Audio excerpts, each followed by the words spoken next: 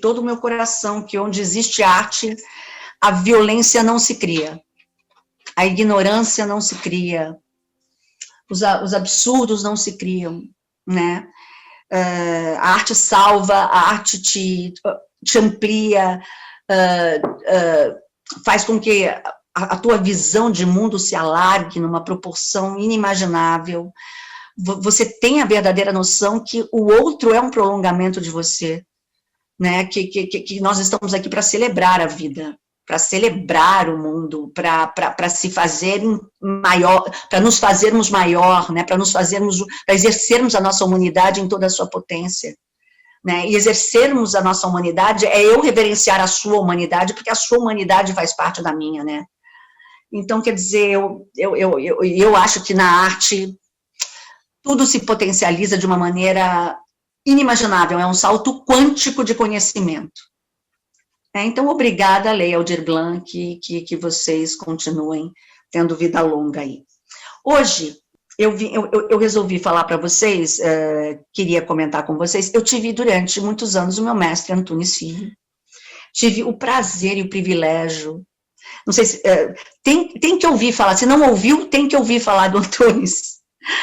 Cara, o Antunes formou a maioria dos atores contemporâneos, né? Ele formou vários métodos de como constituir um ator.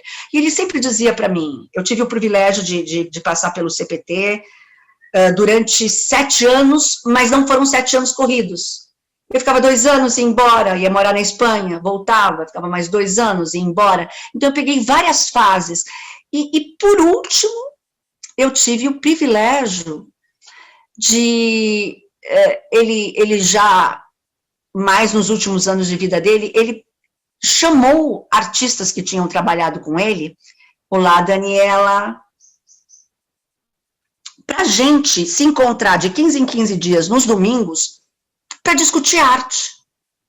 Não para fazer uma obra, não porque ele queria realmente ele queria plantar sementes e que houvessem outras pessoas que pudessem provocar outras pessoas, vamos discutir arte. E esses encontros eram maravilhosos. Então, eu quero falar um pouco do processo dele, porque o Antunes sempre falava, olha, Flávia, o meu processo é o seguinte, eu dirigi grandes atores. Eu aprendi teatro com grandes atores. Eu fui assistente de grandes diretores, todos os italianos, o Celli, o polonês, o Ziembinski. Eu aprendi teatro com o que existe das pessoas mais refinadas aqui nesse país. E eu dirigi todos os atores. E cada ator me ensinou a como dirigi-lo. Então, na verdade, eu aprendi a dirigir os atores com os atores. Né? E para mim os atores, e realmente você vê, o Antunes tem uma estética muito especial no trabalho dele, muito refinada, mas o foco dele é o ator. Inclusive tem, não, o ator na mão do Antunes é meio marionete, eu discordo gênero, número e grau. Claro, ele, de vez em quando ele estava estudando uma linguagem específica, ele queria que os atores se adaptassem a essa linguagem. Mas o tempo todo, o ator era o protagonista dos processos do Antunes, e ele instigava, você, até a sua máxima loucura, para que você pudesse saltar no abismo, para que você não se conformasse com a tua qualidade de expressão.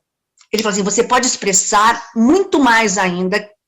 Para começar, era um trabalho, a sensação que eu tenho, você trabalhar com Antunes Filho, era quase como se você voltasse para a Grécia Antiga e fosse um discípulo de Sócrates, por exemplo. Né? Olá, Larissa, seja bem-vinda. Oi! Tudo bom? Estou falando do Antunes Filho. Então, ele chamava o primeiro momento dos ensaios de vamos acertar as nossas cabeças. Não vou falar. Ele pedia muito, boa tarde, meu computador, ok. Sim, Daniela, sem problemas nenhum, né? O Antunes, ele falava, ele dava muitos livros para a gente ler, muitos filmes, ele falava assim, para começar, a gente não pode se ater à estética da televisão.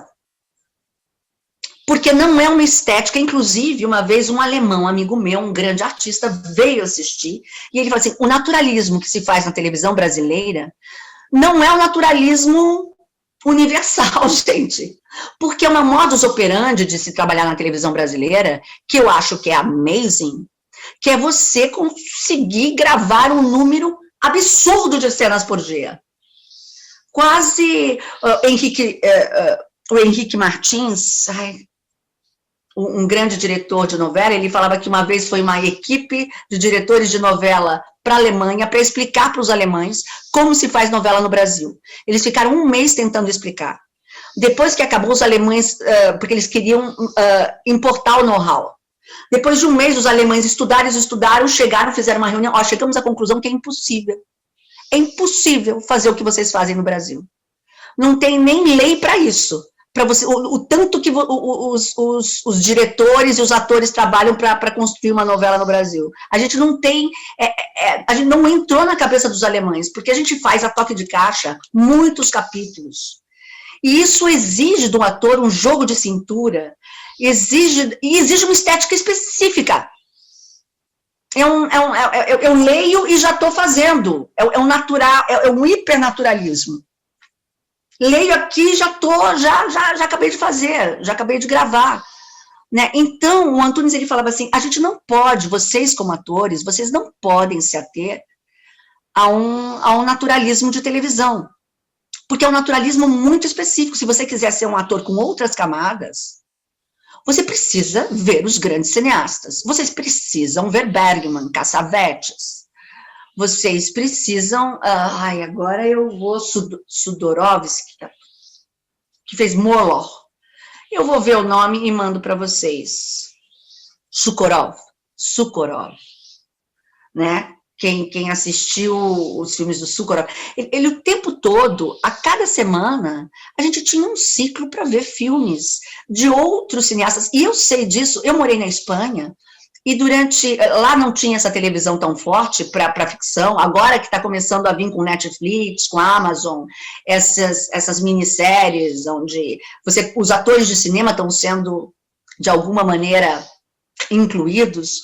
Mas eu me lembro, quando eu morava na Espanha, onde o cinema era muito forte, e todos os atores trabalhavam no filme de todos os cineastas espanhóis, quando você via esse ator trabalhando num filme de qualquer cineasta, e esse ator trabalhando no filme do Almodóvar, você falava, é outro ator.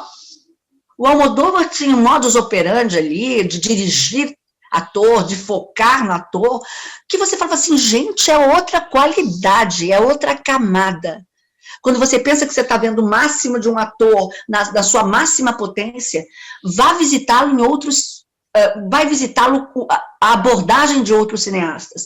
E o Antunes o tempo todo instigava a gente a ver vários tipos, ele chamava de realismo, ele falava assim, eu não gosto do naturalisminho, aquela fotografia, eu gosto do ator realista, é aquele que pinta a realidade, mas deixa o céu mais azul, o vermelho mais carmim.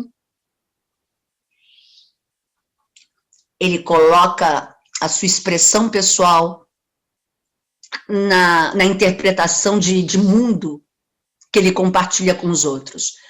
Olá, Lia, tudo bom? Estou contando para todo mundo os processos de meu mestre Antunes Filho, um dos grandes pensadores, um dos grandes diretores, um dos grandes parâmetros do teatro brasileiro. Então, ele falava assim, muito que ele pedia era, vão ver Bergman, vão ver outros cineastas, vão conhecer outro tipo de naturalismo, de organicidade.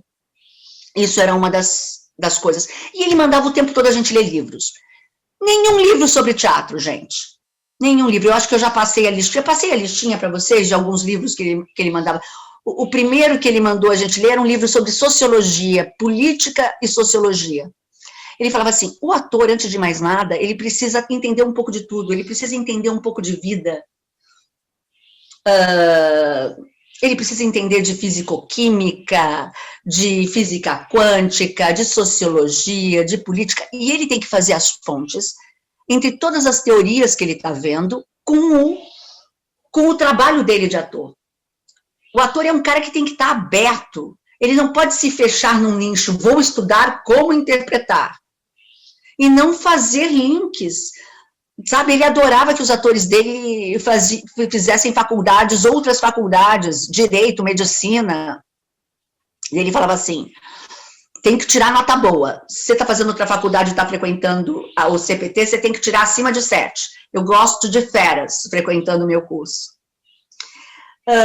Então, ele dava muitos livros, ele instigava o tempo todo a gente assistir vários grandes cineastas, inclusive peças, Kazuo, Tadeusz Kantor, Pina Bausch, grandes, Peter Brook, ver muita exposição de arte. Ele levava muitos dos atores dele para ver exposição de arte. Ele, inclusive, falava assim, a minha maior mestra em teatro foi Maria Bonomi, uma grande artista plástica brasileira. Você não pode se ater ao nicho do teatro se você está fazendo teatro.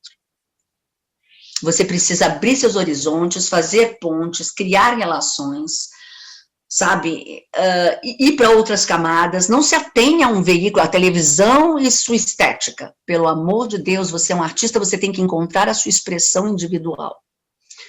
Em segundo lugar, a gente se encontrava, a gente encontrava e ficava de 3 a 4 horas conversando antes de entrar em cena. E eu sempre falei para os meus amigos, conversando sobre o quê? Vocês acham que a gente tinha trabalho de mesa? Se a gente estava estudando o universo rodriguiano, Nelson Rodrigues, ou Suassuna, ou que seja, a gente fazia tudo menos ler Nelson Rodrigues. Olha aqui, quando inclusive a gente começou a primeira pesquisa de Nelson, a gente mergulhou no Mircea Eliade, no mito do eterno retorno, naquele cara que pedia para a gente olhar que todos os eventos, de alguma maneira, eram uma ressonância da primeira vez que esse evento tinha acontecido, era a ressonância de uma fonte, de uma origem. Então, às vezes, o fato mítico vinha, estava embasado em algo que tinha acontecido em tempos primordiais, e que de alguma maneira ainda ressoava nos dias contemporâneos. Então a gente começou a estudar muito Mircea Eliade, a gente estudava muito, dependendo de qual era o autor, a gente estudava um determinado tipo de teórico. Não para ler a obra do autor, mas para falar sobre o autor, né? E a gente falava muito sobre o homem, função social, que ele se debruçava muito sobre quem é você, como ser humano, como você pode se exercer. Ele se debruçava muito sobre, cara, o caminho é para dentro, o caminho é de autoconhecimento. Você como ferramenta, você como ator, você precisa se conhecer. Muito no Zen Budismo, muito em filosofias orientais antiquíssimas, muito no estudo do corpo humano, de como ele funciona, muito na física quântica. E a gente ficava 3 a 4 horas que ele chamava, vamos acertar os nossos relógios mentais? A gente ficava discutindo um tema filosófico de extrema importância para você exercer a sua humanidade na sua máxima plenitude. Então a gente ficava 3, 4 horas discutindo isso, e depois quando a gente ia para a cena, ele falava assim, quero ver essas nossas discussões em cena. Era muito instigante. Sabe, a gente pegar aqui, não vamos falar sobre teatro, vamos falar sobre qualidade de presença. E a gente ficava 3, 4 horas, ele dava a palavra para todos os atores dele, ele começava, ele levantava a bola, ele expunha o tema e depois cada um tinha que dar a sua opinião. E depois ele fazia, agora quero ver esse tema que nós estudamos aqui, que seja... Ele adorava, estamos mergulhados no campo campos morfogenéticos. Uma vez a gente começou a estudar os campos morfogenéticos, que, na verdade, entre nós agora, todas as possibilidades do mundo são passíveis de ser atualizadas. Ele falava assim, o carro do ano 3500 está entre nós. A gente pode captar, a qualquer momento, uma ideia genial.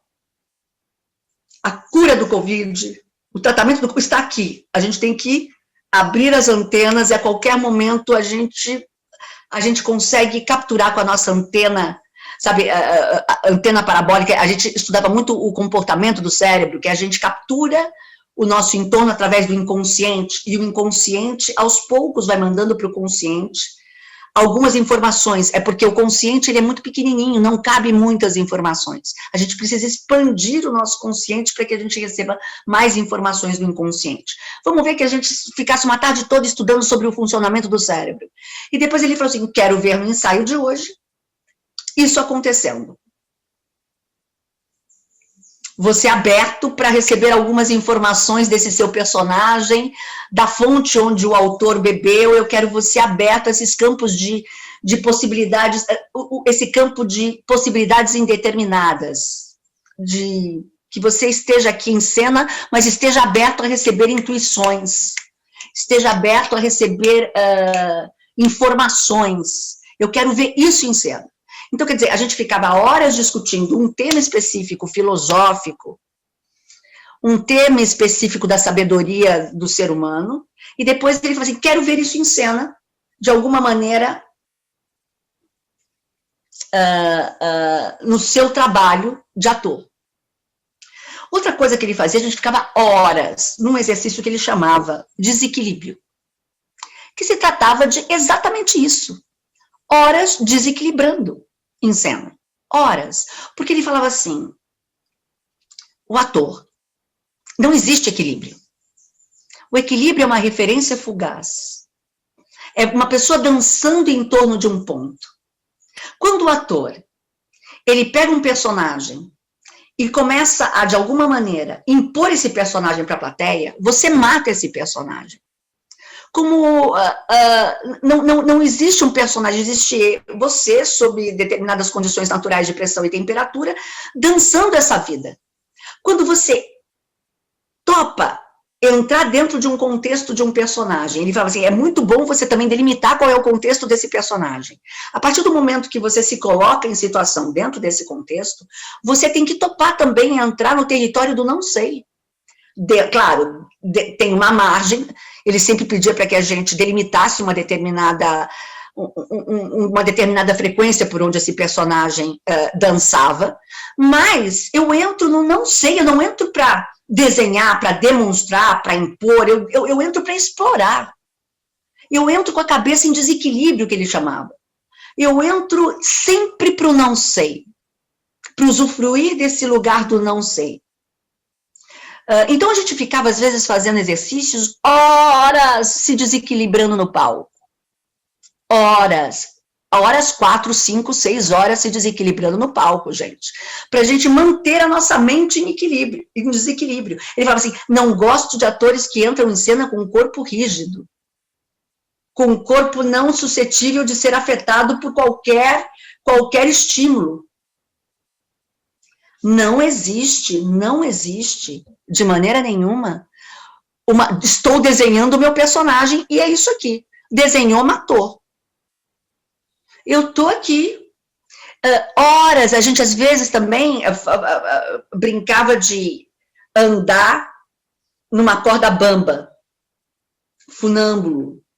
Ele colocava de vez em quando também umas músicas muito malucas, para a gente ficar horas se afetando com aquelas músicas, meio Bela Bartok, umas músicas completamente, para a gente também explorando fisicamente os pensamentos, a nossa loucura pessoal. Né? Ele pedia também, de vez em quando, ele colocava um jazz para a gente explorar outros movimentos um pouco mais cotidianos, mas não tão lógicos. Ele falava assim, a vida é selvagem, eu quero ver atores selvagens em cena. abertos para serem estimulados por uma mente que captura a qualquer momento vários estímulos de maneiras de maneira não lógica. Você não atua com logicidade. Se lembra que eu sempre falo que uma vez eu fui no metrô e uma menina berrava com um cara e falava, sai da minha vida, eu quero você fora da minha vida, e ela puxava o moletom do cara para ela. Eu quase parei a cena assim, falei, gente, teria alguma coisa errada aqui. É porque ela falava, sai da minha vida, sai da minha história, e ela puxava o moletom. Isso, o Antunes falava assim, eu quero um ator que saque isso. Que às vezes você pode estar falando, sai, e está agarrado, se agarrando dos cabelos do outro. E está falando, sai, eu não quero mais te ver. Isso me interessa. Isso é um ator que me interessa. Isso é um ator que percebe que a vida é selvagem. Percebe que entrar em cena é você entrar no território do não sei.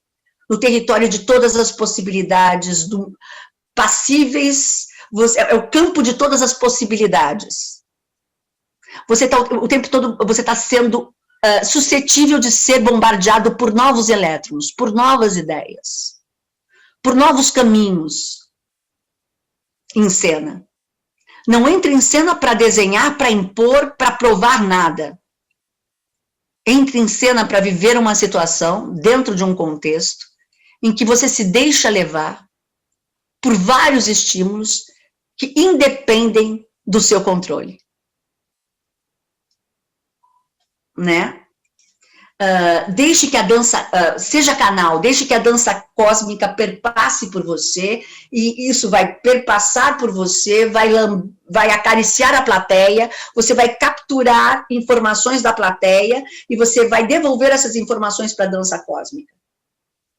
Seja um canal. Então, muitos exercícios de vamos ser canal. Além do que, antes de mais nada, ele fazia também muitos exercícios para que a gente deixasse o nosso corpo nulo. Se você vem com todas as suas tensões, como é que você pode construir um outro corpo? Um corpo, construir não é um desenho estático. Sempre era dinamismo. Como diz o Antunes, equilíbrio não existe, equilíbrio é uma referência fugaz. Mas você precisava um pouco anular o teu corpo, a gente ficava horas andando, e ele meio que corrigindo as nossas posturas, porque as nossas posturas têm muito do nosso histórico impregnado nessas posturas, né? Porque a gente se bombardeia, a gente tem 70 mil pensamentos todos os dias, e todos os dias você pensa os mesmos pensamentos. Olha que loucura. É provado cientificamente que os 70 mil pensamentos que passam pela sua cabeça todos os dias, eles se repetem, numa proporção de 99%. Amanhã, você vai pensar o mesmo que hoje. Depois de amanhã, a gente se habitua e vicia a pensar os mesmos pensamentos.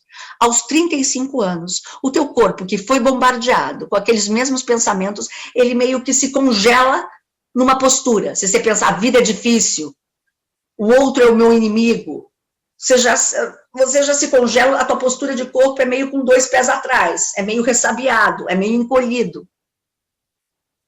E aí ele tentava, com vários exercícios, a gente andava horas e horas, ele ia fazendo com que a gente andasse de uma maneira o mais neutra possível, para que a gente pudesse, de alguma maneira, receber os novos estímulos, esses campos morfogenéticos, essas elétrons que o tempo todo vibram em torno de nós, e isso pudessem desenhar outros gestos. Uma das coisas que o Antunes falava muito para mim, forma é conteúdo. Quando você descobre um gesto do teu personagem, que vira e mexe, ele volta a fazer esse gesto, isso diz muito sobre a alma desse personagem. É aquilo, gente. Eu, quando pequenininha, detestava leite. Até começar a tomar leite num copo azul de cristal que tinha na casa de praia dos meus avós. Comecei a me apaixonar por leite. Só por causa do copo. O leite começou a ter outro sabor. Tomar champanhe num copo americano de pingado e tomar champanhe numa taça de cristal da Boêmia, o champanhe fica com outro gosto completamente diferente. Então, ele falava, quando você descobre, através do dançar no não sei, dentro do contexto do personagem, alguns pequenos gestos, uma maneira de andar, você descobre o conteúdo, a forma, um pouco, por onde esse personagem transita, dança em torno, você está descobrindo um pouco da alma do personagem. Outra coisa que ele fazia, a voz passou a ser algo absolutamente imprescindível. Oi, Jô, eu convidei o Jô, não sei se sabe, meu marido, ator, para depois também falar um pouquinho. Olá, Jô. Olá, gente, boa tarde, tudo bem? Boa tarde. Para falar um pouquinho também do processo do Antônio Araújo, que também tem como tônica o ator. São dois grandes pesquisadores de teatro fundamentais, mas queria um pouco falar do quanto esses diretores dedicaram uma vida inteira a fazer com que seus atores dessem o máximo deles. E eles criaram praticamente métodos de desenvolvimento de sensibilidades. Então, eu estou só acabando aqui de falar, o corpo para o Antunes era tudo, estudar novos textos, ver filmes de outros cineastas, não se ater à estética da televisão, imprescindível, conversar sobre filosofia, sobre sociologia, sobre física quântica, imprescindível, e a voz foi foi o pulo do gato do Antunes, a pesquisa de voz que ele teve. Ele falou assim, ator fazendo esforço para falar em cena, para mim me deprime. Microfone para ele não passava pela cabeça um ator que precisasse usar um microfone em cena. Para ele era uma coisa assim, eu usou um microfone em cena, acabou a brincadeira, acabou o ritual. É quase você chamar um pai de santo que recebe um santo e fala aí no microfone para o pessoal. Não dá. A voz que abraça a plateia. Então, ele passou uma vida estudando o como falar, sussurrar, e a última fileira, a Dona Maria da fila Z, poder ouvir tudo aquilo que o ator tivesse, se ele falasse, oi, a fila Z. Então, ele focou muito, claro, a projeção, mas ele focou muito na ressonância, em exercícios de ressonância. Horas e horas, e mais que isso, ele detestava ator que falava de maneira monocórdica. Para ele, atuar era dançar e cantar. Você, ao falar, você tinha que me surpreender a cada frase. Então, era horas e horas de exercícios em que você fazia discursos enormes usando um idioma que não existia.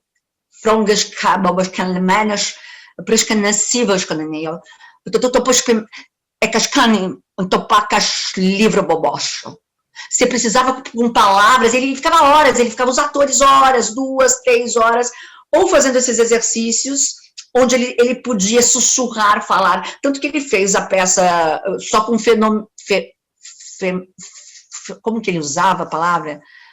Fenomenol, femenol, não sei, na minha época ele falava russo, a gente falava, pode falar o seu russo, né? Mas ele usava as palavras, texto é pretexto para você me tocar. Ou você pega a plateia pelas vísceras, ou você não pegará a plateia nenhuma.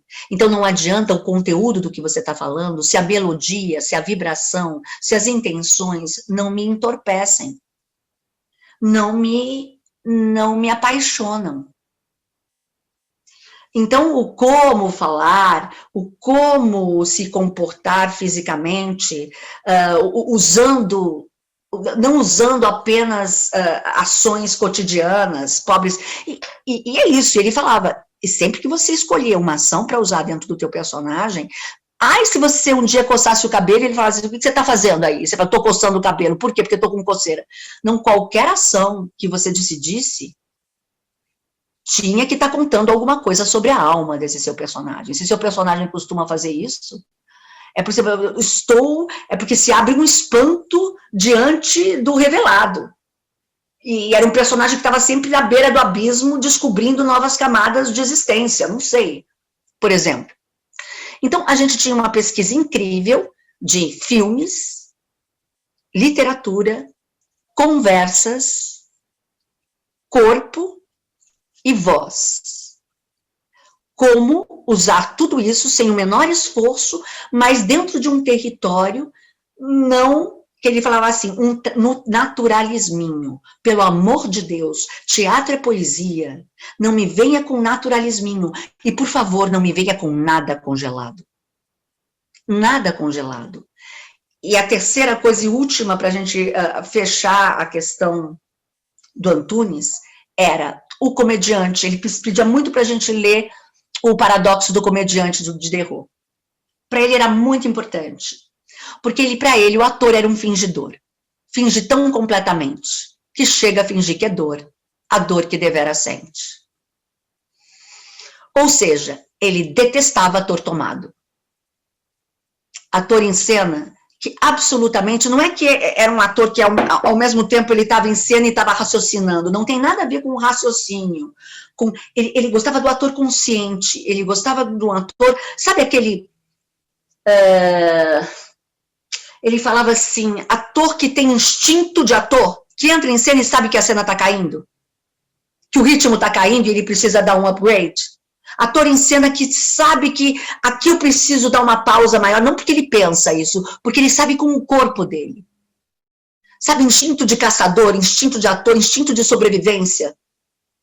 Ele sabe que a cena, de alguma maneira, aqui precisa de uma pausa, para elevar a plateia, para que ela seja, que ela vire, de plateia ela vive espectador. A plateia, ele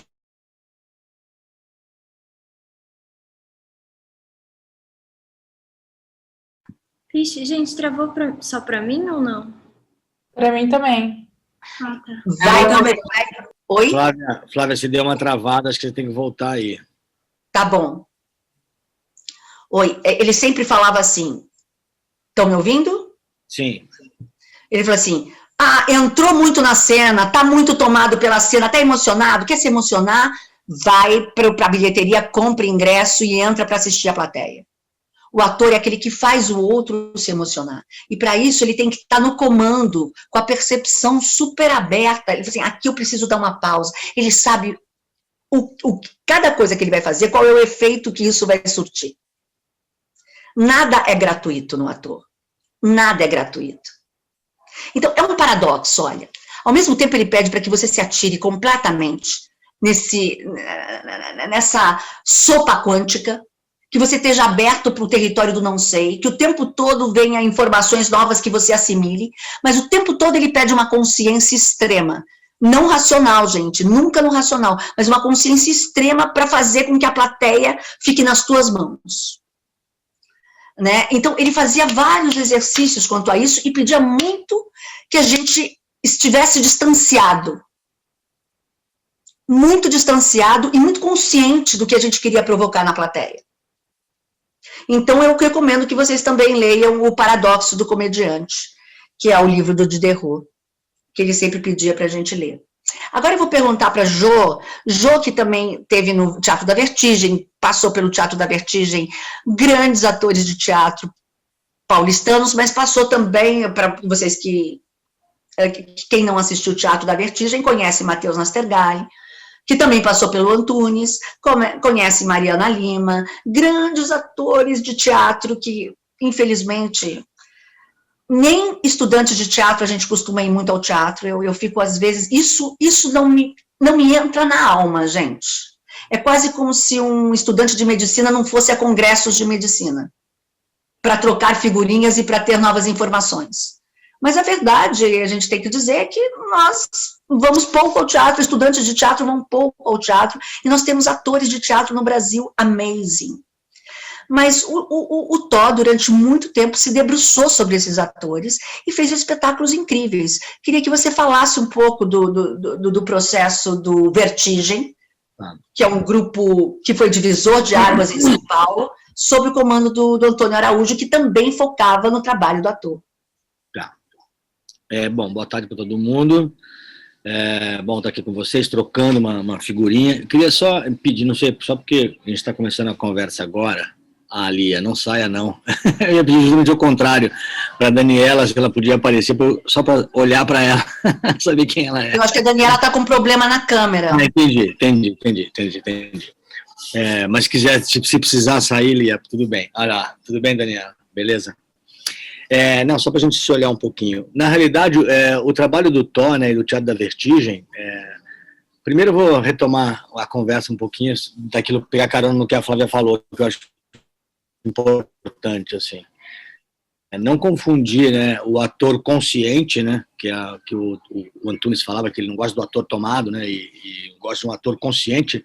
Não confundir um ator consciente num ator bloqueado para as emoções, para o jogo das emoções, né, porque eu acho também que para não tornar o ator um cara, que eu acredito, numa máquina pensante e muito racional. A gente trabalha com os dois lados do cérebro, né, com o racional e com o emocional. A questão é isso, tá? Como a Flávia falou, 100% consciente, mas também 100% para o jogo, né? À mercê do que está acontecendo ali, né? E se permitir jogar, mas não se entregar, não se deixar esse outro lado consciente estar sempre presente ali, né? E uma outra coisa que eu achei importante que ela falou, que também acho que faz parte do trabalho do Tó e do Teatro da Vertigem, que é a questão do sair do cotidiano, né? Experimentar novas formas, né? Experimentar a poesia. Eu acho que o teatro, principalmente, é um espaço, mais do que qualquer outro, né? Qualquer outro veículo, que te permite experimentar a poesia, né? Não sei se a Flávia já comentou, mas é isso, né? Na televisão, para você ter, como é que é a história da montanha lá, né? Na televisão, um homem olhando a montanha e se deliciando com ela. No cinema, o que não pode faltar é aquela montanha, né? No teatro, justamente ao contrário, né? A única coisa que não tem é a montanha, né? E aí, como tornar isso poesia, né? Cabe a nós, atores, transformarmos isso. E aí, esse trabalho, esse lugar do laboratório de experimentar é muito importante para a gente, né? Você experimentar linguagens, experimentar novas maneiras de fazer. Sair da coisa do naturalismo, né, que isso é importante sim para alguns veículos, né, mas o teatro ele requer e pede muito mais do que isso, do que o simples naturalismo ali.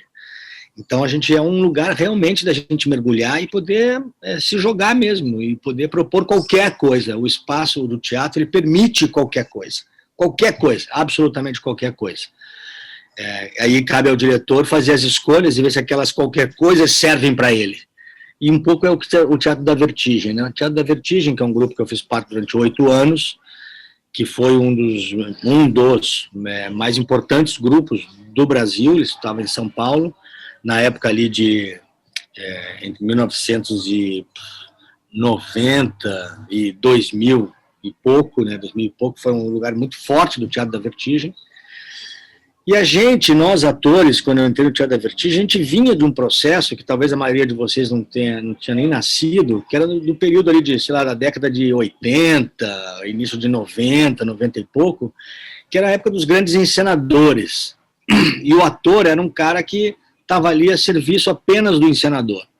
Não apenas, que isso não é pouco, o nosso trabalho já é grande estando a serviço de qualquer coisa, mas ele estava a serviço do encenador. Então o encenador dizia por onde você entrava, por onde você saía, onde você sentava, que tom você falava, qual era a cor de tudo. Então você estava ali no seu papel, na sua função, sim, importante de ator, mas você não tinha o comando e o domínio do todo, o domínio estético, o domínio de nada. No Teatro da Vertigem, nós atores e o diretor, o Tó, tinha um pensamento diferenciado, que era de um trabalho colaborativo. E aí se instaurou, eu lembro que na época começou ali, não posso dizer que nós fomos os primeiros, acho que não, acho que é um movimento que começou já muito antes, mas eu participei muito ativamente de um movimento chamado do ator co-criador, né? Que é aquele ator que sai daquele papel apenas do intérprete, que está ali esperando o diretor dizer o que ele tem que fazer, e que era, assim, né, de certa forma é cômodo, porque você fica ali na tua função ali esperando me dizer o que eu faço e eu vou lá e executo. Mas, ao mesmo tempo, ele é muito pouco libertador essa possibilidade, né? Você está ali com muitas possibilidades. A gente, cada um de vocês, tem muito dentro da gente para dizer. Tem muito da nossa história para colocar para fora, das coisas que a gente vive, do que está acontecendo, do mundo atual, né? Do que a gente pensa do mundo. E hoje em dia a gente tem essa possibilidade de se comunicar, muito mais do que na época que a gente começou. Era muito menos aberto a isso, assim. Então, o que acontecia? O Tó começou esse trabalho do ator, que ele tomava parte de um todo da criação. Desde a dramaturgia, desde a criação de um texto, a tudo, a cenografia, ao figurino, a luz que ia entrar na cena, a música que ia entrar na cena, absolutamente tudo. Então nos dava uma certa autonomia, muita autonomia, mas ao mesmo tempo você tinha que também estar sabendo e tem que estar muito consciente do desapego também que a gente tem enquanto criador. Você não é dono de nada e aquilo que você pode estar criando pode ser maravilhoso, mas não está a serviço da obra. Então a gente começou, claro que é difícil desenvolver isso, porque você tem que trabalhar com desapego, muita coisa você fazia horas e para criar uma cena e chegava lá o diretor e falava, tá lindo, mas não interessa pra gente. Mas ao mesmo tempo é muito rico. Então o que acontecia? A gente tomava conta de tudo, a gente criava a cena e o Tó nos dava a possibilidade de todos os trabalhos que eu fiz parte, e a companhia, até onde foi, o forte dele fez 4 trabalhos, o Tó tinha uma ideia, o Antônio Araújo, que é o diretor, tinha uma ideia do que ele queria, assim, qual é o tema que eu vou trabalhar para esse espetáculo. A partir disso, todos colaborávamos. Nós, atores, o iluminador estava presente na cena, colaborava com nós, atores, e nós colaborávamos com o iluminador, e com o sonoplasta, e com o figurino, e com tudo, absolutamente. Então, o Tó chegava, o nosso exercício era criação todos os dias, absolutamente criação todos os dias, a partir de um tema. O Tó dava um tema, e todo dia a gente tinha que trazer uma resposta em forma de cena, que nós, atores, podíamos fazer parte da cena como ator, ou simplesmente dirigir a cena. Estar de fora e dirigir. A gente podia criar uma dramaturgia, escrever o que absolutamente a gente quisesse, como a gente podia trazer um texto pronto de um livro e ler, como a gente podia simplesmente também não ter texto nenhum, simplesmente fazer uma cena só visual, como a gente podia simplesmente trazer uma foto que dizia respeito ao tema pedido. Só que absolutamente todo dia você tinha que trazer um material que lhe serviria para o todo. Serviria talvez para a minha cena, talvez para a sua cena, talvez para nenhuma cena, mas para o figurinista ter uma ideia. Então era um espaço de criação contínuo e constante de 5 dias por semana, 6 horas por dia, que eram os trabalhos que a gente desenvolvia. O processo de criação dos nossos trabalhos, eles geravam em torno de um ano e pouco, de criação antes de estrear. Não existia nenhuma preocupação com data de estreia. O objetivo maior, mais do que a encenação, mais do que eu estar ali apresentando o meu trabalho, o objetivo maior era eu estar vivendo esse trabalho, experienciando isso e o que isso refletiria na minha vida. Porque eu acredito, e nós acreditávamos, que nós artistas, a gente influencia na vida, na nossa, de quem está ao nosso redor. Então esse foi um trabalho muito interessante, assim, que ao mesmo tempo me deu e nos deu, como artistas e como atores, uma autonomia muito grande de trabalho, nos deu também uma liberdade de trabalho muito grande, porque ali, como era um espaço de criação absolutamente livre, e cada um podia dar a sua visão absolutamente livre, então a gente ia para caminhos muito diversos, porque cada um pensa diferente. Um ia para uma coisa mais tecnológica, sei lá, o outro ia lá para o meio do mato, assim, de uma fogueira, assim, de um cigarrinho de paia, e falava, ô filho, vamos falar sobre a coisa.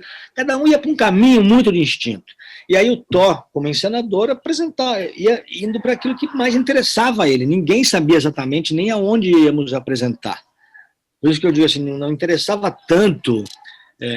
Desde sempre a ideia era sair do teatro, porque essa é uma característica desse grupo. Eles não se apresentavam em teatro. Esse grupo, sim, era uma pesquisa sempre de espaços não convencionais. Então, todas as apresentações que a gente fez, a primeira delas foi dentro de uma igreja, o espetáculo chamava O Paraíso Perdido. Uma outra característica, que foi um acaso, mas que acabou sendo uma característica dessa companhia, né, por um tempo, né, que os temas todos ele fez uma trilogia bíblica, na realidade, o Tó. Depois ele saiu do tema bíblico, mas as 3 peças que eu fiz parte, né, que foi o Paraíso Perdido, que era do livro bíblico, que falava sobre a queda do anjo, né? Aqui. O segundo, que era o livro de Jó, que era o livro de Jó, é um livro bíblico. E o terceiro é o Apocalipse, que eu fiz parte, também é um outro livro bíblico. Claro que nenhuma das 3 peças, se alguém de vocês viu ou tiver uma oportunidade, através de uma pesquisa, achar no YouTube, em algum lugar, alguma coisa, vão ver que ali de bíblico não tem nada, entendeu? Era só fonte de inspiração. E a gente traduziu o que pra gente era aquilo como uma coisa atual. O que hoje, contemporaneamente, o que hoje, no dia de hoje, Rio de Janeiro, 13, hoje é 13, né? 13 de fevereiro de 2021, o que hoje é, por exemplo, a noiva do cordeiro para você, Lia, por exemplo, entendeu? O Tó fazia isso. Vai lá, na Bíblia, tá lá, ó, a noiva do cordeiro, é um versículo X lá. Leia lá e me traga amanhã uma cena, o que é para você hoje? E para você hoje podia ser uma imagem da rua que você viu, uma cena bizarra de alguém, sei lá, lavando os pés de um mendigo na rua e alguém ali emocionado. E aquilo para você traduziu para você o que aquele texto bíblico dizia. Então você trazia aquilo como forma de cena, escrevia o texto ou não e apresentava. Se aquilo servia para o Tó, aquilo ficava para a peça. Autoria tua. De forma alguma apegada, porque nem necessariamente você ia fazer a cena, porque talvez para o serviço da peça o outro ator fizesse a tua cena, que você criou lindamente. Mas estava a serviço, então você era um criador, mais do que ator, era um ator criador. Você criava para o uso de todo mundo, né? E ao criar, você trazia a tua luz, era como um refletor, era como a luz da sala acesa, era como uma fogueira, era como uma vela na sua... Era como uma lanterna no seu rosto, era o que era, você trazia. Se você cantava, se tinha uma música gravada, você trazia. Se era silêncio, você trazia. Se você tinha necessidade de falar, você falava, senão você não falava nada. Mas tudo isso servia. Nada era dispensado. Só que isso era um exercício absolutamente diário. Então é lógico que tem momentos que a gente também acha que se você... Exaustivo. Exaustivo. Chega uma hora que você fala, não sei mais o que fazer. A gente sabe, o nosso corpo sabe, em algum lugar. Muitas vezes a gente ia para casa com aquele pensamento, meu Deus do céu, tem uma cena para amanhã, não sei mais o que fazer. Ia para casa, não sei mais o que fazer. Ia não sei o que, no dia seguinte, não sei mais o que fazer. No caminho da tua casa para o ensaio, de repente fazia pim! Caiu um negócio, fala assim, cara, vou fazer isso. E vai lá e aposta e faz, porque aquilo que apareceu, aquela ideia, vai lá e faz, sem medo de ser feliz. Se não foi ruim, beleza, mas você exercitou aquilo. Se foi patético, foi horrível, não serviu para nada, ok, mas para você serviu, que elaborou um pensamento durante 24 horas, você foi lá, mas o único compromisso que a gente tinha, não dá para não fazer. Não dá para chegar aqui e falar, porra, bicho, não consegui, não pensei em nada para hoje, tive um dia horrível, você não sabe o que aconteceu na minha vida.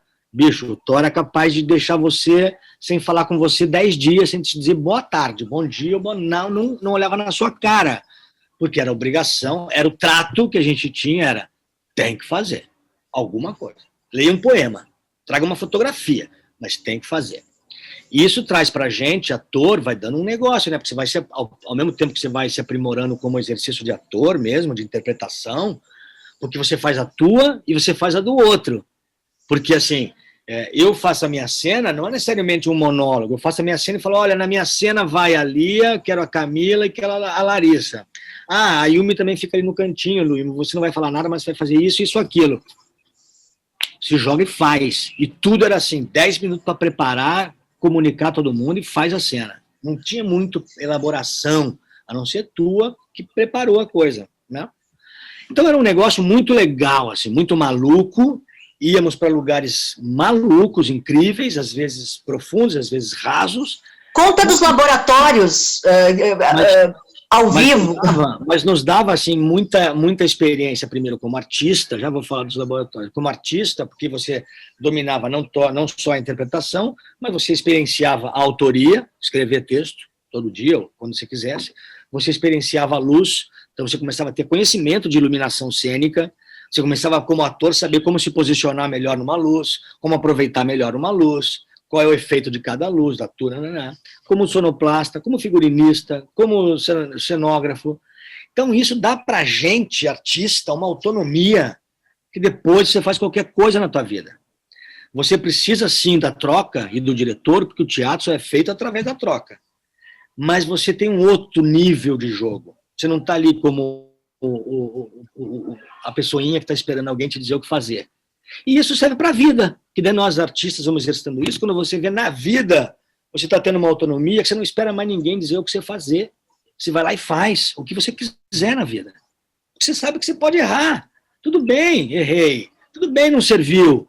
Mas fui e fiz. E aí você faz tudo na sua vida diferente. Então eu acho, assim, primeiro, que me serviu para tudo e me serve até hoje. Hoje em dia eu faço qualquer coisa, em qualquer, seja o teatro caretão, seja o convencional, seja no nanã, eu tenho isso dentro de mim já. A minha forma de criação já é livre, já é liberta, entendeu? Já é desapegada. Se não for bom, não foi bom, amanhã a gente faz outra melhor, entendeu?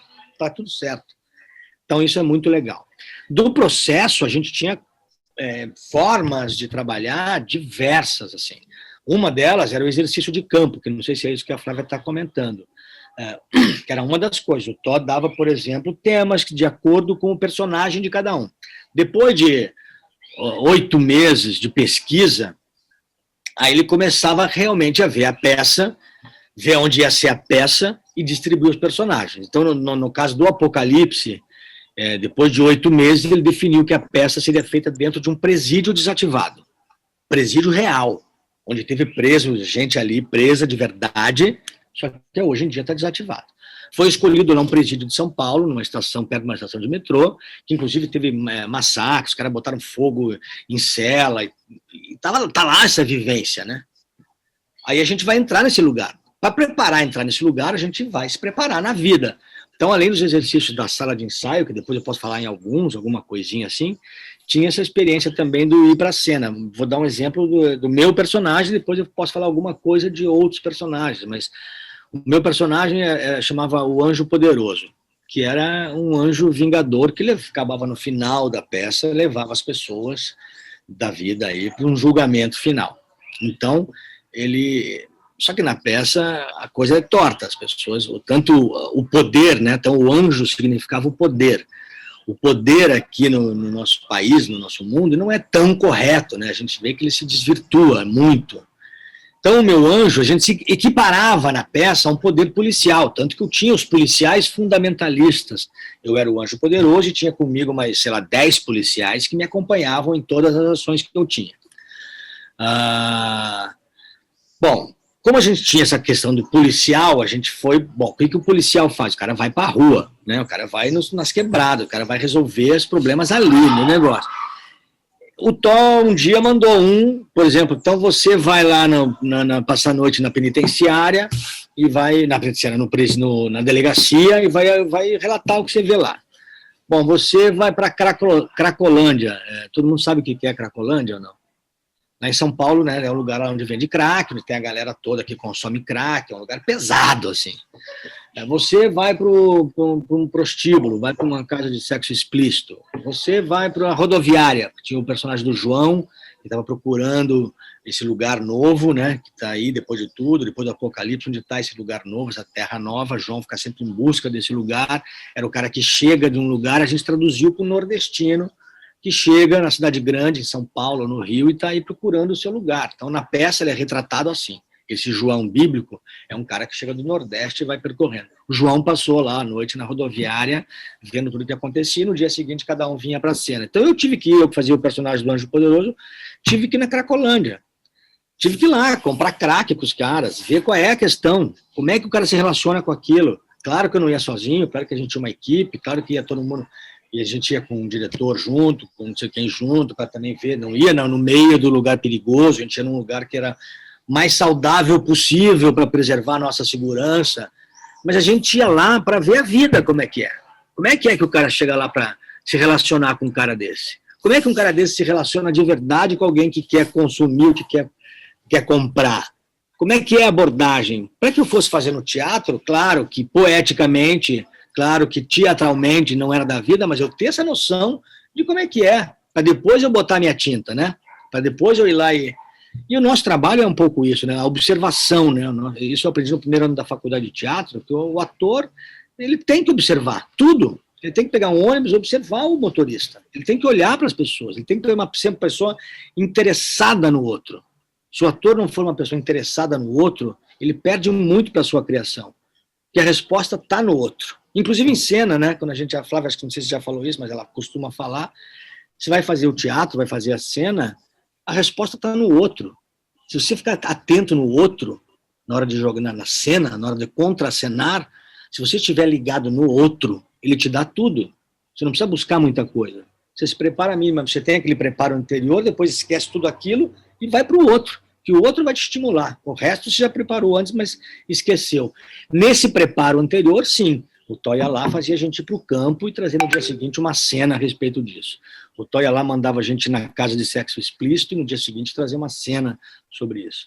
O Tó mandava, e a gente foi criando a peça durante 8 meses. Depois de 8 meses, dividiu-se os personagens, a gente já sabia que ia ser no presídio, chamou um dramaturgo, que ia escrever a peça, que ia assinar a dramaturgia, a gente começou a apresentar as cenas, que o Tó já tinha elencado para a peça, e a gente apresentou para o dramaturgo, deu mais ou menos 6 horas e meia de peça que tinha ali, de cenas que o Tó achava interessante, e aí o dramaturgo começou daí a cortar, elaborar, juntar, para deixar uma peça de 2 horas, que na época foi uma peça de 2 horas.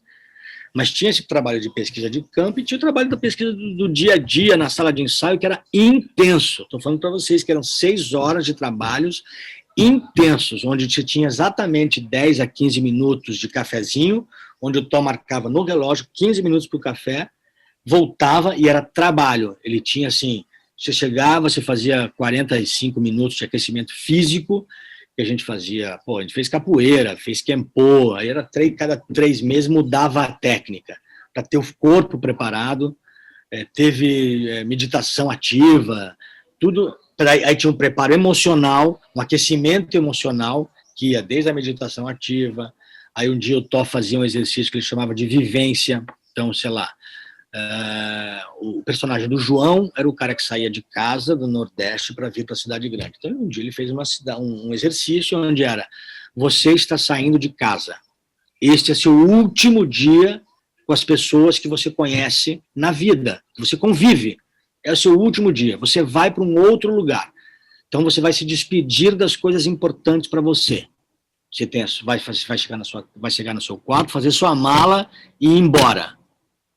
Esse era o tema. Ele botava uma música e a gente ficava, às vezes, 1 hora. Não era uns 5 minutos, era 1 hora livre para fazer o que quisesse. Claro que os primeiros 15 minutos era a cabeça pensando, né? O que eu vou fazer, meu Deus do céu? Qual é a cena que eu vou fazer? O que eu vou criar? O que eu taço agora? Deito aqui, me movimento. Os movimentos começam a ser pensados inicialmente, porque a gente é assim, então você vai lá, faz mecanicamente. Depois de meia hora que você está ali, você já entra num estado que o seu corpo mesmo, ou o estímulo que foi dado, já falam por si mesmo. E aí quando você vê, você está fazendo ali 1 hora e pouco de exercício que você nem viu. E o Tó ali anotando. Daquilo sairiam cenas ou perguntas para ele, e ele retomaria em cena. Agora, nós, atores, tínhamos que ter essa disponibilidade de experimentar. Gente, vamos jogar durante 1 hora. Não dá para ter a preguicinha e falar, ai, que saco, o que eu vou fazer? Então tinha uma vontade também nossa, inicial, de querer romper com o jeito ali de fazer normalzinho. E o que eu faço para a gente romper com isso e fazer algo que nos diga alguma coisa, que realmente nos toque de verdade, nós enquanto artistas, e não vá lá simplesmente decorar um texto, entrar na cena, sentar, falar o texto, sair da cena, acabou a peça, recebe o aplauso e vai embora.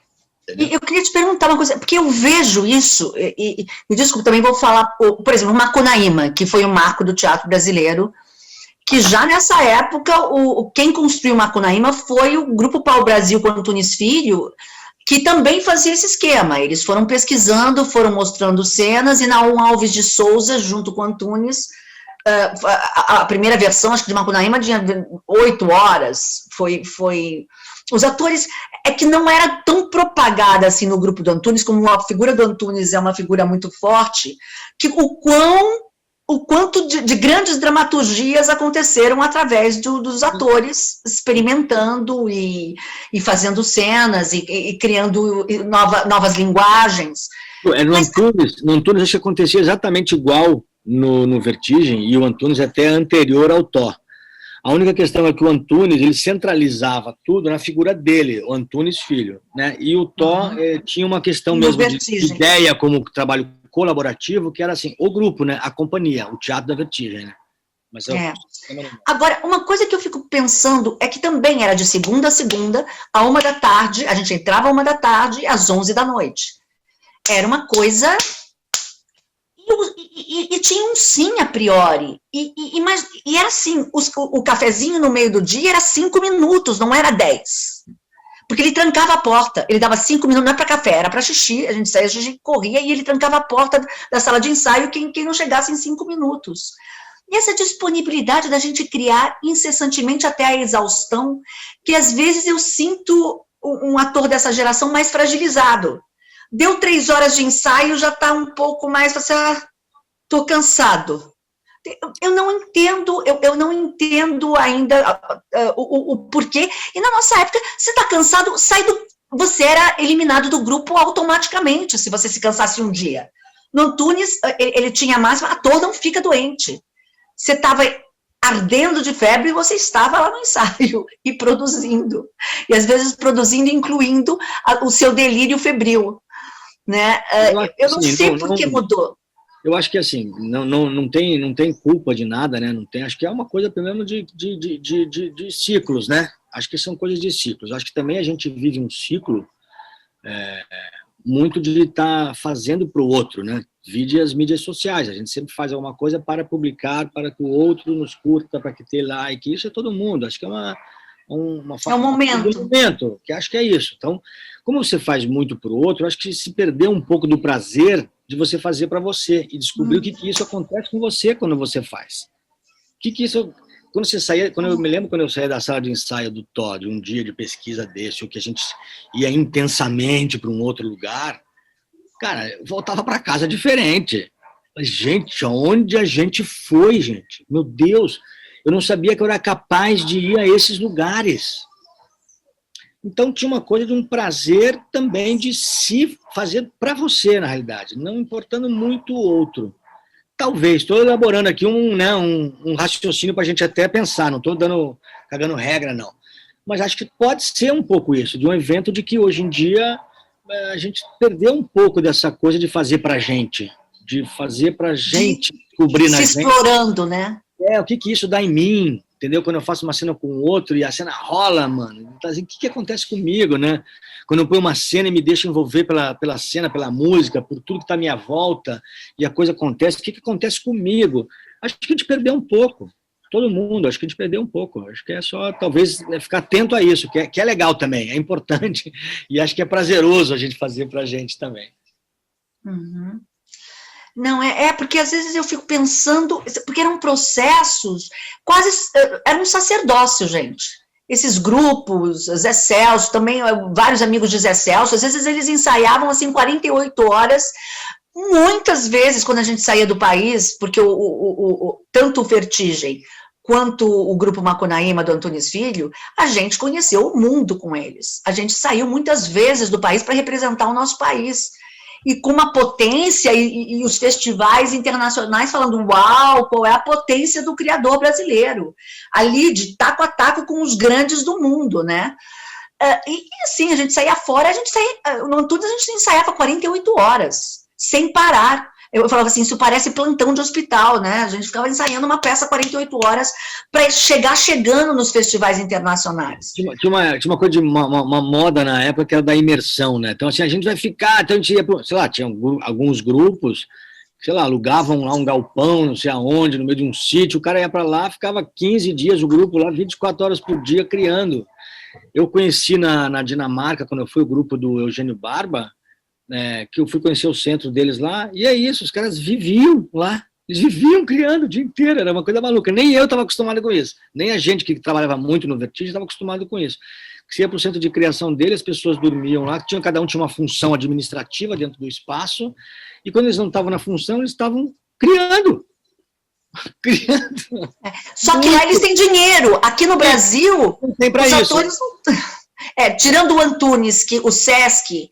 abarcava o Antunes, não os atores do Antunes, né? Cara, aqui no Brasil a gente teve grupos com esse comprometimento, assim, bancando do dinheiro do bolso, né? Vocês têm alguma pergunta em específico, de algum exercício, de algum... Veja bem que no Torres fizeram peças em presídio, fizeram no hospital, fizeram nas igrejas, fizeram no Rio Tietê. Eles foram para os lugares que a gente não percebe poesia nesses lugares, né? Eles foram destrinchar a poesia do submundo paulista. Do caos, né? Do caos paulista. Né? Muito incrível. E Antunes, a cada obra que a gente entrava, também, 2 anos de pesquisa, gente. 2 anos, inclusive a primeira vez que a gente pesquisou Suassuna foi 2 anos. Uma semana antes da estreia, o Antunes Filho brigou com o Ariano Suassuna e não teve peça. Depois de 2 anos, nós debruçados e mergulhados no universo da política nordestina, no universo do Ariano Suassuna. É isso, e você estava à mercê, e era realmente, era uma entrega, era um sacerdócio, era uma... Ufa! E com exercícios de verdade, que iam paralelos ao universo que a gente estava abordando, e um exercício de autoconhecimento profundo. E realmente, o tema básico nesses 2 é risco, se arrisque. Depois que você montou, o Antunes ele nunca repetia uma mesma estratégia, o mesmo estudo de linguagem, a proposta é, destrói tudo que você construiu e nesse novo trabalho vamos começar do zero. Vamos ser ridículos novamente.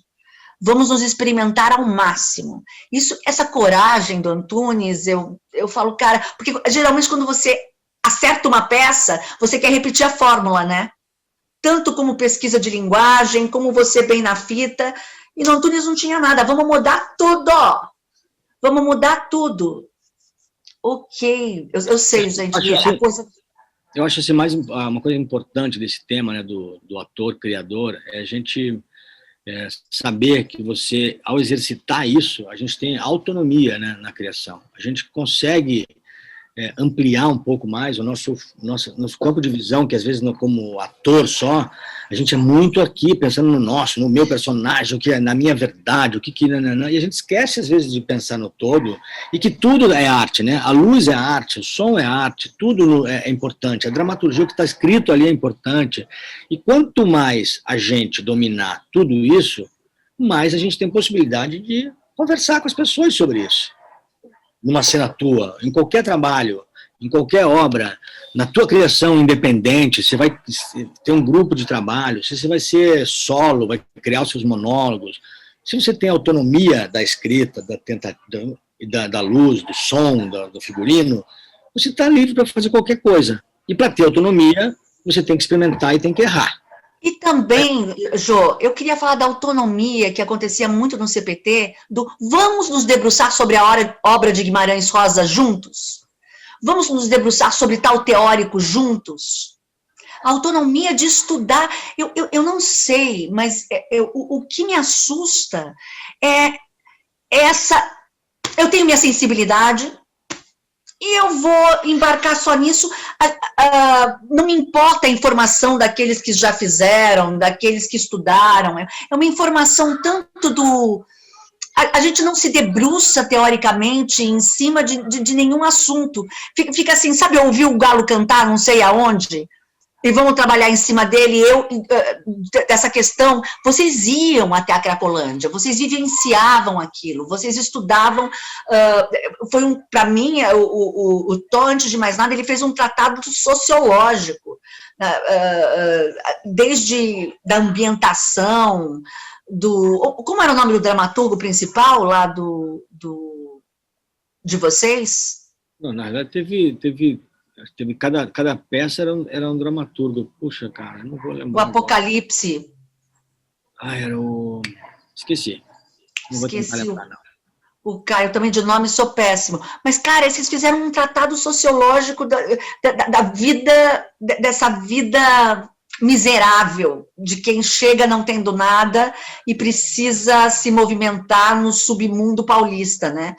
Mas, cara, eu percebo que tinha muito estudo, vocês se juntavam entre o cara que ia fazer a ambientação, o cara que ia fazer a dramaturgia, nomes que escreviam sobre o tema. A gente parece que tem preguiça de estudar um tema. Se a gente vai fazer uma peça de 1800, a gente anda assim, vamos estudar aquela época, vamos mergulhar. E não tem como, só através da minha sensibilidade, só através dos meus achismos, eu chegar num lugar muito potente. E essa disponibilidade para o estudo, eu não sei, me dá às vezes uma coisinha assim, falar, li 2 resenhas, não, mas li no Google sobre o tema, já tô pronta. Não é uma coisa maluca, gente?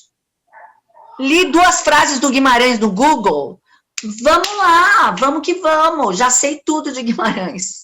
Isso me deixa muito maluca. Não tem, vamos estudar uma obra juntos, vamos mergulhar, vamos trocar figurinhas, eu acho isso tão importante, tão importante. Eu tenho um comentário para fazer só sobre isso rapidinho, que eu acho que tem um pouco a ver com o mundo líquido, né? Que a gente está acostumado hoje em dia a ter tudo mastigado já, sabe? Tipo, apressado. Ai, não quero. Ai, meia hora é muito tempo. Cadê? Quero coisa de 5 minutos. Ai, vou começar a cuidar de mim. Vou fazer uma meditação aqui de 3 minutos. É isso. Sabe? Tipo, acho que a gente esqueceu e perdeu o hábito, não sei, de olhar mais pra gente e valorizar mais o nós, sabe? Tipo, nosso conhecimento, ao invés do mundo, de trabalho, essas coisas. O seu ponto de vista, né? Qual é o seu ponto de vista a respeito do assunto, né? E pode ser o meu, é muito, muito pessoal. Aliás, essa coisa do pessoal era uma coisa que o Thor tinha, a gente tinha como método de trabalho, que é depoimento pessoal. Para qualquer assunto, é o que você pensa a respeito disso. E não qual é a verdade absoluta a respeito disso. Faça uma cena sobre tal, bom, então eu vou lá... Não, o que eu penso a respeito disso? É muito particular. Mas sabe o que eu acho? Da minha vivência, do que eu vivi na minha vida inteira, vai trazer o que eu penso a respeito disso, né? Mas sabe o que eu acho legal? Sempre é pessoal. Mas aí junto o teu pessoal, com o pessoal da Camila, com o pessoal da Larissa, com o pessoal, a gente une, e aí a gente faz pontes e com o pessoal de um pensador. Aí a gente se debruça, a gente tem um panorama muito mais amplo sobre isso. Por isso é um trabalho colaborativo, né? O meu pessoal com o seu pessoal, com o pessoal do cara, com o pessoal do cara, isso vai gerar uma outra coisa. Né? Vocês têm algumas perguntas que vocês querem saber específico de algum exercício que a gente poderia fazer lá, que a gente fazia lá nessa época? Eu peguei esses 2 grupos porque eu adoro o caráter quase de sacerdócio que tinha esses 2 grupos. E o quanto esses grupos formaram artistas, com uma assinatura embaixo, com, sabe, com uma visão, percebendo que tem algo para aportar para o mundo, né? O Antunes falava muito no quão imprescindível você encontrar a tua assinatura enquanto artista. Alguma curiosidade que vocês queiram saber? Não só de exercício, qualquer coisa. Se querem perguntar alguma coisa, saber a respeito do trabalho que a gente fazia, só estamos abertos aí. Também, se não quiserem saber nada, não é obrigado. Pelo amor de Deus, ainda bem. Ninguém é obrigado a perguntar nada, pelo amor de Deus. Eu acho que eu tenho uma dúvida. Na verdade, eu queria saber, durante essa imersão, né, em que vocês estavam nesse ambiente, como que vocês faziam esse reconhecimento do ambiente, das relações que estavam acontecendo? Porque quando você está num ambiente novo, pelo menos eu tenho a tendência de ver tanta coisa, que aí sempre tem alguma coisa que puxa mais a nossa atenção primeiro, né? E isso é importante de filtrar, porque já tem um significado você ter olhado para aquilo antes de ter olhado para as outras coisas. Mas se você tem alguma dica de quando está fazendo essa pesquisa, quando você está fazendo essa análise, essa imersão, como que você deve... assim, se tem um padrão que você recomenda para você observar algo mais pontualmente, que tem algo que você tem que absorver, e não sei, se você tem alguma dica para essa pesquisa, sabe? Olha, na realidade, essa coisa do ambiente, assim, éramos um coletivo de 8 atores, né? E as outras partes que estavam ali. Algumas vivências dessas eram feitas coletivamente, né? Que nem quando foi a história da saída de casa lá, o último dia da casa. Era um exercício, era uma sala muito grande, onde a gente pesquisava, o Tó botava a música lá e cada um escolhia o seu cantinho, e era um trabalho muito individual, não se relacionava com ninguém. E tudo era num plano da imaginação, não da mímica, da imaginação. Eu não tinha que fazer mímica de nada, de eu saindo de casa, abrir, mas se imaginar na situação e ver como que aquilo bate no seu corpo, e como que aquilo se reverbera. Muito pessoal, muito individual. Por isso que era do depoimento pessoal. Quando ia para uma coisa de cena, vamos criar uma cena para amanhã, a ambientação, ou tudo essa preparação, também era muito livre, porque eu podia criar, como eu te falei, dentro de uma sala, com luz acesa, ou eu podia, por exemplo, falar assim, não, a minha cena acontecia isso, a gente tinha um espaço que era um teatro, uma sala de teatro que era um segundo andar de um lugar no Centro Cultural lá em São Paulo, mas o Centro Cultural era grande. A minha cena é lá embaixo no estacionamento, perto do coqueiro. Ia todo mundo, elenco, diretor, todo mundo lá para baixo do coqueiro. Minha cena era lá embaixo do coqueiro. A outra, minha cena na esquina, sai do prédio, vai lá fora na rua, lá na esquina é minha cena. Ia todo elenco, todo mundo para a esquina, ficava lá enquanto a garota fazia a cena dela. Essa criação era livre nesse lugar. Então a gente, ao imaginar a cena, se colocava onde a gente queria estar para criar bem, né? Não sei se é isso que você está perguntando, mas isso é uma ambientação que a gente tinha para criar o ambiente que a gente queria. E depois, numa terceira etapa, que era, por exemplo, quando a gente foi para o presídio, que foi decidido, vamos ensinar no presídio desativado do Bresser, Primeiro, conhecer teoricamente a história do presídio. Lá teve tantos presos, lá já morreram não sei quantos, teve uma rebelião lá, botaram fogo em não sei quantas celas, morreram não sei quantos, em cima não sei o que, já aconteceu. Bom, conhecemos historicamente, está desativado. Uma terceira etapa, vamos para o lugar. Chega no lugar, é uma semana, 10 dias, 15 dias de trabalho de apropriação do espaço. Nem se fala em cena, nem se traz a cena, não se fala em nada que foi criado. O que é aquele espaço. Aí, exercícios diversos, desde assim, as coisas mais assim, põe a música, não sei o quê, venda todo mundo, e vai todo mundo sentindo a parede do lugar, cada ferro, o que isso bate com você. E é impressionante, chega a me arrepiar só de falar, depois de 10 anos de criação, mais de 10 anos que foi criado isso, que foi em 2000, então faz 20 anos, até hoje eu me arrepio quando eu falo nisso. Quando você entra numa cela que foi queimada, que gente morreu ali, e você põe a mão no lugar e começa a ficar em relação com aquele lugar, você vai para outro lugar também, não é possível você não se relacionar com isso e sair daquilo ileso, entendeu? Então tem uma semana, 10 dias de se relacionar com o espaço. Depois, o invisível é a observação, olhar cada lugar, pegar cada lugar, sentir o cheiro de cada lugar, aí fazer cena em cada lugar. Aí depois, uma quarta etapa, o Tó vai definir qual vai ser o roteiro da peça. Então, a cena tal vai ser aqui, a cena tal vai ser nesse corredor, a cena tal vai ser no segundo andar, a cena tal vai ser lá, e aí vai começar a trabalhar em cada lugar também por essas etapas. Então, apropriar-se daquele espaço em função daquela cena. É uma terceira, ou quarta, ou quinta etapa. Mas são etapas de trabalho onde cada etapa é respeitada uma certa, não é regra, mas uma certa, né, sei lá, protocolo de criação aí. Tem um lugar que é totalmente livre, fica no plano da imaginação, tem outro que você vai para o teu caminho. E quando vocês iam para as boates, para a Cracolândia, cada um ia aberto ao que realmente te atravessasse, ao que ia te atravessar. Porque você vai num lugar, você não tem como prever nada, né? O que você vai fazer? Não tem como prever nada. Eu, no meu caso, especificamente, porque também tudo isso é muito pessoal e muito da intuição, né?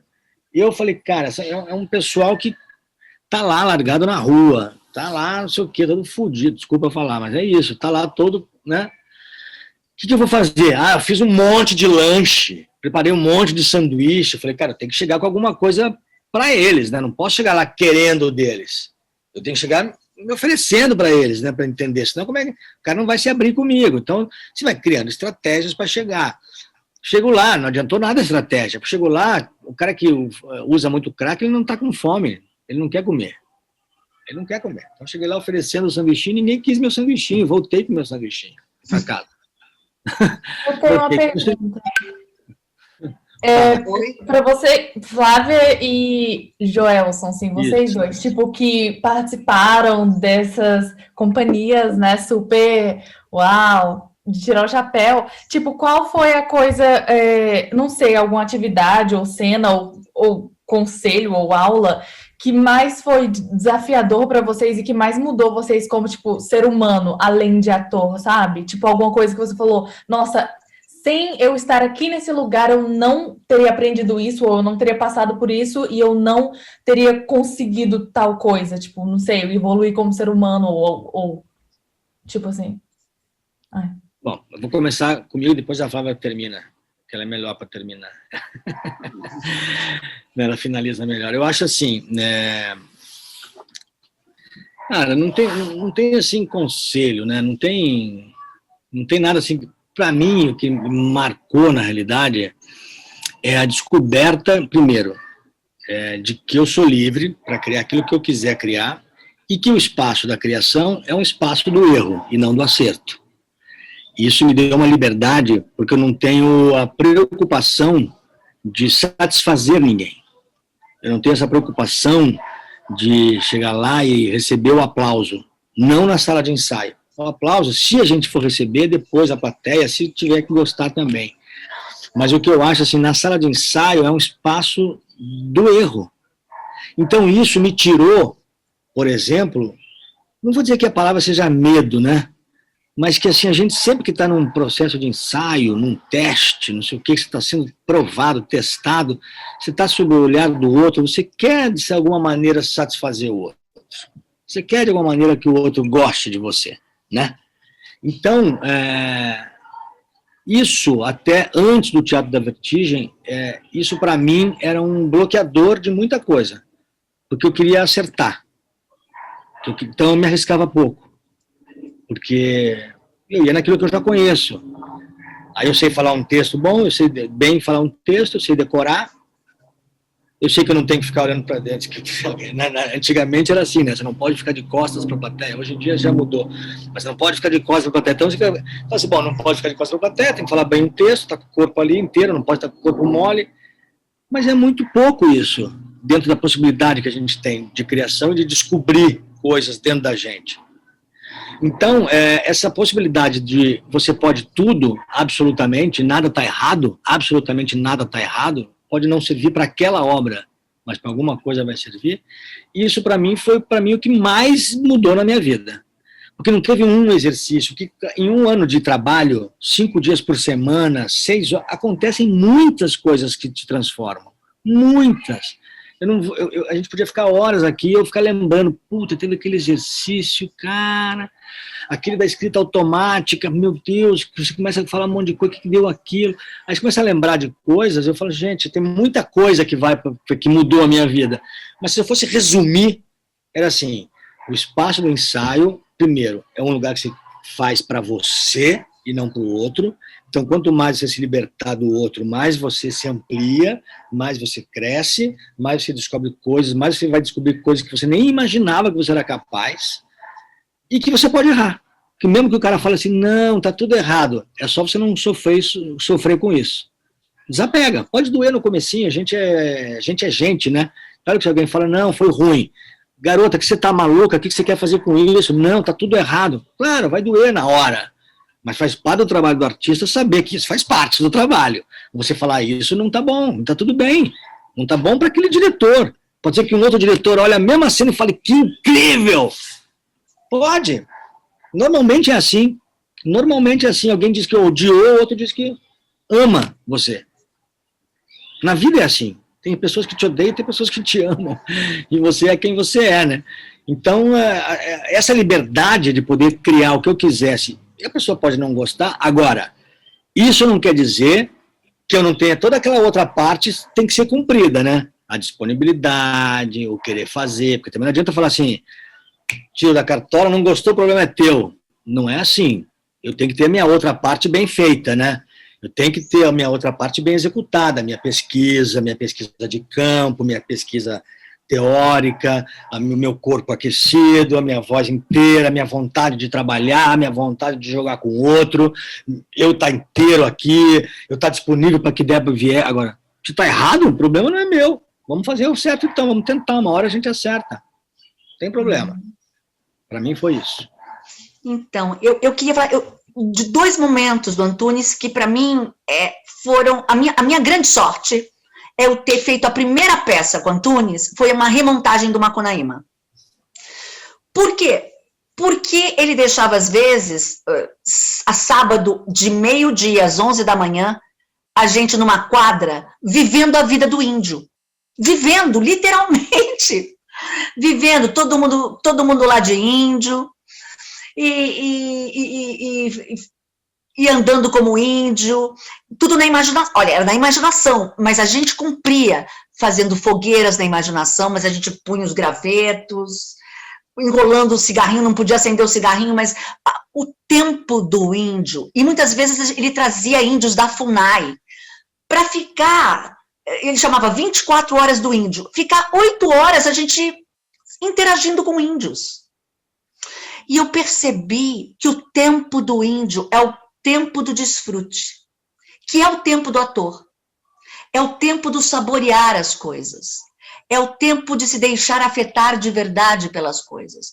Um índio que enrola um cigarrinho, os índios podiam acender o cigarrinho, a gente não, que enrola o cigarrinho, é um evento e você fica encantado, porque não é maçante, porque tudo é tão de verdade, tudo é tão significativo, ele conversa com aquele fumo, ele conversa com cada objeto. Então, eu tive a sorte de perceber que o tempo artístico é o mesmo tempo das pessoas que ainda não perderam a conexão com a natureza.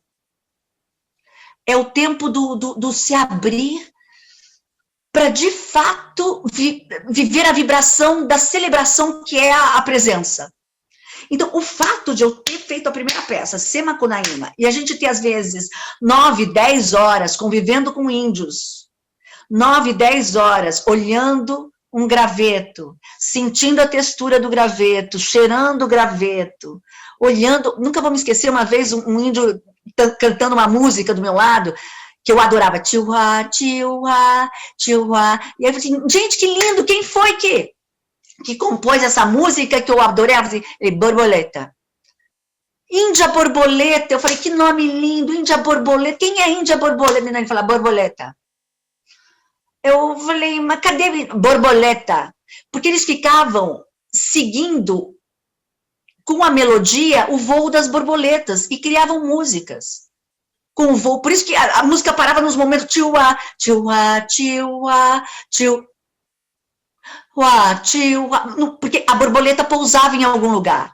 Eles faziam música com o movimento das borboletas, com o movimento do rio, com o movimento dos ventos, tudo era passível de você criar algo belo, algo instigante, e eles brincavam como crianças, tinha uma inocência de criança. Se alguém ia namorar, os índios iam transar, ficava todo mundo atrás da moita, assistindo, e rindo, e tirando sarro, e brincando. Era uma outra realidade que se abriu para mim, e que tinha a ver com a realidade do artista.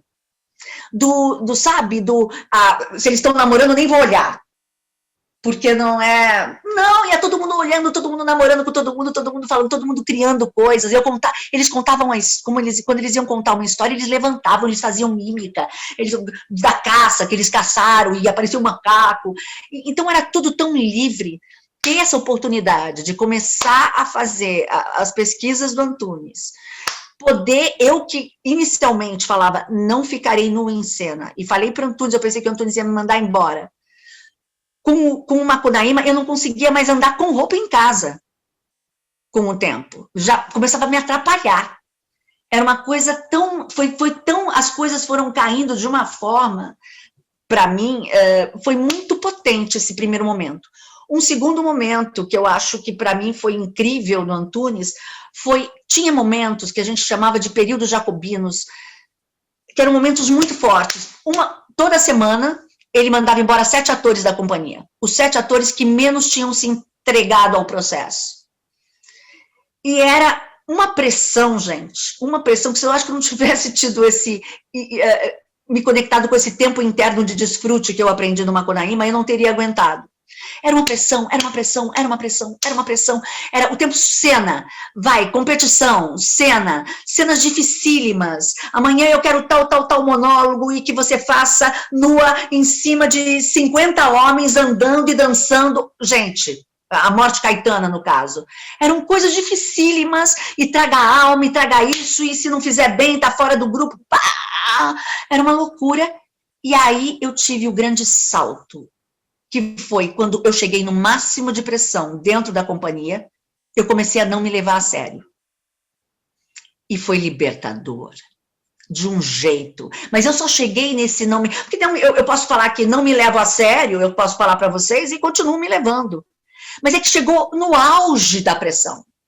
No auge, você quer ser mandado embora num grupo onde você vai conhecer o mundo, os maiores artistas do mundo, e que o tempo todo você está no aprendizado, e você sabe que você pode ser mandado embora a qualquer momento, no momento em que, de fato, porque a pressão era tamanha, as retas eram cada vez mais difíceis de serem superadas.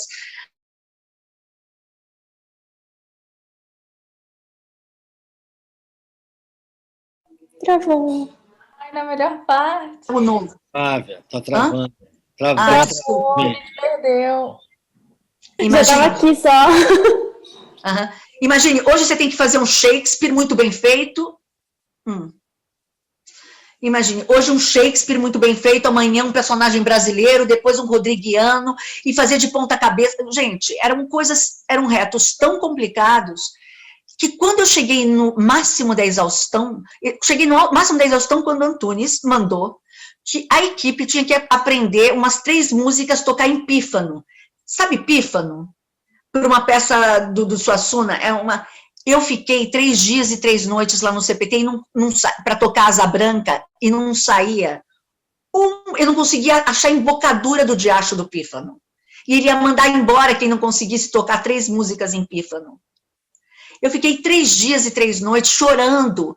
Eu nem descia para ensaiar, porque eu precisava, depois ele ia fazer a audiência de todos tocando pífano. Eu não conseguia tirar o som do diacho. Ele trouxe o trio de pífano de Caruaru para ensinar os atores dele a tocarem o diacho do pífano. Eu não conseguia tirar som daquele pífano, gente. Por mais que eu fizesse, eu sabia que eu estava sendo mandada embora. Quando chegou no auge, e eu cheguei, e na hora ele falou, toca! E eu falei, não consigo. Pode mandar embora. Daí ele mandou, então faz essa cena e eu quero que seja maravilhosa. E a cena saiu maravilhosa, sabe por quê? Porque eu não me levava mais a sério. Quando eu consegui chegar, isso foi o outro grande, no auge da pressão, eu comecei a brincar um pouco mais comigo mesma. Então, foi os 2 grandes ensinamentos que eu tive dentro do CPT, do Antunes. Gente, eu queria muito agradecer a todos vocês, ao Jô pelo depoimento, porque eu acho que não pode se perder esses processos tão ricos, tem que inspirar vocês que estão chegando a fazerem grandes trabalhos, e vou pedir muito para vocês, se vocês puderem, eu sei que muitos de vocês já mandaram, mas Camila, Larissa, Yumi, Lia... Daniela, se vocês pudessem me mandar, olha, assistir as aulas, ou uma aula, assistir uma aula dada através do projeto Aldir Blanc com a Flávia, para eu poder provar que eu dei essas aulas, e foi ótima essa troca, eu fiquei muito feliz com a troca, muito feliz de ver quem eu já conhecia, de ficar um pouquinho perto, quem eu acabei de conhecer aqui agora, foi um grande prazer. E é isso, super obrigada por essa oportunidade também da gente trocar e contar, e talvez inspirar vocês, novos grupos surgirem, né? Novas pesquisas surgirem. Sabe, o ator é artista, não é só ator. A gente pode ampliar a visão de mundo dos nossos pares, né? Acho muito importante isso, de a gente, sei lá, esses espaços de troca, né, que a gente não tem na vida, né, a gente agora está tendo mais possibilidades até de trocar, que está todo mundo trancado dentro de casa, É importante a gente saber que, assim, é na troca que a gente cresce, né? É na troca que a gente vai tirar nossas dúvidas, é na troca que a gente vai aprender com o outro, vai ouvir uma frase que talvez você não tenha pensado, ou vai ouvir uma frase que fala assim, pô, vai reafirmar aquilo que eu já penso, pô, então é isso mesmo, eu tô no meu caminho.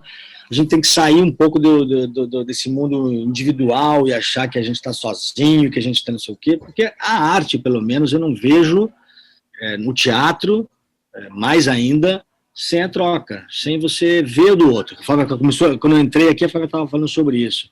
Assistir o espetáculo do outro, ver teatro, ver cinema, ver televisão, ver série, mas ver teatro.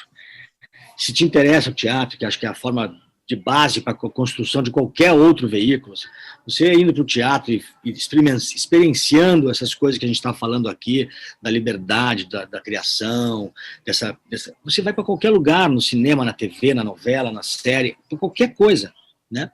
E o teatro é o lugar da troca, e a gente, ator, tem que trocar, seja numa discussão, numa conversa, quando a gente pode fazer um curso, ou está encontrando com um amigo para falar do teatro, de criação, de personagem, ou indo no teatro. A gente tem que ir, nem que seja para não gostar, para chegar lá e falar assim, porra, não gostei dessa peça. Por quê? Você vai desenvolver seu senso crítico, isso é importante. Saber vai se inspirar. Se inspirar, não gostei daquela peça, por que você não gostou? Você vai começar a raciocinar o porquê. Vai levantar essa discussão, vai pensar na sua criação também. Não pode ser o chato também, né? Não pode ir no teatro para ver o defeito dos outros, que também isso é muito desagradável, né? O ator, o tal, que vai lá para ver o que o outro está fazendo. Ah, mas aquele é péssimo, aquela é horrível. Não, a gente tem que aprender na troca nas coisas que são boas. Gostando ou não, um espetáculo sempre tem uma coisa boa. Ninguém entra em uma cena, entra em cartaz falando assim, vou apresentar aqui uma droga para vocês. Vou fazer uma merda aqui, hein, galera? Vem aqui com uma... Não, o cara tá ali querendo fazer o melhor dele. Então a gente tem, claro, mesmo que você não goste do espetáculo, porque também ninguém é obrigado a gostar, cada um tem gostos diferentes, estar aberto à troca, é ver o que daquilo ali foi legal, o que daquilo você pode observar, o que aquilo você pode trazer como reflexão para a tua vida e para a tua criação. Acho que isso é muito importante, assim. Os grandes artistas, eles percebem poesia em peças de paróquia, de igreja. Isso que é importante, você limpar os teus olhos e abrir, olha, disso eu posso aproveitar, porque, na verdade, a criação é você combinar coisas que você já viu de uma forma muito própria. Mas, para isso, você precisa ter repertório. Precisa ir ver teatro, gente. O teatro é o reino o reino máximo do ator. Por mais que você só quero fazer audiovisual, mas vá ver teatro. Vá ver teatro para encontrar a sua assinatura enquanto artista. Tá bom, gente? Super obrigada. Quem puder me mandar lá o depoimentinho, eu agradeço imenso.